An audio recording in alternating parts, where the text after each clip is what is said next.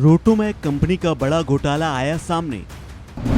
एक कर्मचारी की कंपनी से 26,000 करोड़ का कारोबार के आधार पर लिया 2100 करोड़ का लोन। सीबीआई की जांच में बैंक के अधिकारी घेरे में। सालों पहले पिन बेचकर करोड़ों का कारोबार करने वाले रोटोमैक समूह पर सीबीआई का शिकंजा कस गया है। पंजाब नेशनल बैंक से लोन लेने के मामले में बड़ी जानकारी सामने आई। इस लोन घोटाले को लेकर बड़े बड़े घोटालों की जांच करने वाली सीबीआई भी हैरत में पड़ गई है, क्योंकि स्थानीय एजेंसियों की नजर से आखिर ये घोटाला कैसे बचा रहा, इसको लेकर सीबीआई के अधिकारी भी समझ नहीं पा रहे हैं।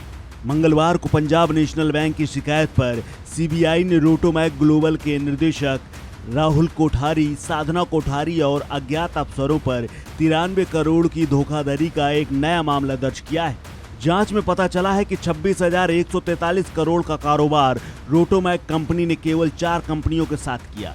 इन कंपनियों का पता भी एक ही है, जो 1500 वर्ग फीट का एक हॉल में चल रही थी।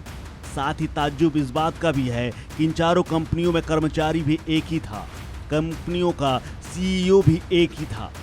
सीबीआई अब इस बात की भी जांच कर रही कि कैसे एक कर्मचारी वाली कंपनी से कारोबार के आधार पर रोटोमैक को 2100 करोड़ का कर्ज दे दिया गया। बैंकों ने इन हवाई कंपनियों के साथ हो रहे अरबों के कारोबार के आधार पर रोटोमैक का 2100 करोड़ रुपए का लोन भी दे डाला, जबकि आम आदमी को लोन देने से पहले न जाने कितनी कागजी कार्रवाई और जांच से गुजरना पड़ता है। सीबीआई के मुताबिक रोटोमैक समूह के कारोबार करने वाली चारों कंपनियों का मालिक रोटोमैक के सीईओ राजीव कामदार का भाई प्रेमल प्रफुल्ल कामदार है।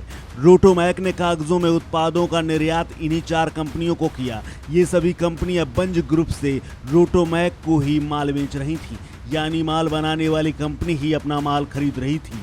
सीबीआई की जांच में पर्दाफाश हुआ है कि 26,000 करोड़ का कारोबार दिखाने वाली 4 कंपनियों में मात्र एक कर्मचारी था, जिसका नाम प्रेमल प्रफुल्ल कामदार।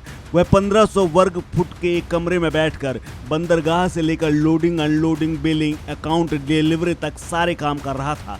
सीबीआई ने भी हैरानी जताई है कि आखिर कैसे हवाई कंपनी से कारोबार के आधार पर बैंकों ने 2100 करोड़ रुपए का लोन लिमिट कैसे दे दी। यही वजह है कि बैंक अफसरों को भी संदेह के दायरे में रखा गया है।